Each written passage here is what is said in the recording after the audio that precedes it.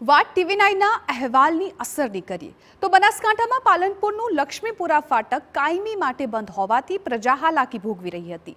આ અહેવાલ TV9ને બતાવ્યો તો તેની અસર થઈ। બનાસકાંઠાના સાંસદ ગેનીબેન ઠાકોરે લક્ષ્મીપુરા ફાટક પર જઈને સ્થળનું નિરીક્ષણ કરીને જલ્દીથી ઓવરબ્રિજ બને તે માટે પ્રજાને ખાતરી આપી। ઓવરબ્રિજનું કામ ઝડપથી થાય તે માટે સાંસદે કલેક્ટર સમક્ષ પણ રજૂઆત કરી। સાથે ગેનીબેને પણ ખાતરી આપી કે તેઓ આ અંગે રેલવે પ્રધાનને પણ રજૂઆત કરશે। પાણી ચૂંટણીમાં પણ આ રજૂઆત આવી હતી ને એમને મેં ખાતરી આપી હતી, લેટર પેડ લખી અને સરકાર પાસે માગણી પણ કરી છે। આજે પણ આ બ્રિજ માટે કરીને હું કલેક્ટરશ્રીને મળી હતી, વિગતથી એમને વાત કરી છે અને એમને 4 મહિનાની અંદર આનું સોલ્યુશન આવે એના માટેની બાંયધરી પણ આપી છે। વાત રહી 20% એવોર્ડની રકમ ચૂકવવાની અને જે જાહેરનામું પાડીને કામ ચાલુ કરવાની, તો મહેસૂલ વિભાગમાં સરકારે જે મંજૂરીમાં મૂકી હોય કે જે વહીવટી પ્રોસેસ કરવાની હોય એ જવાબદારી સરકારની છે।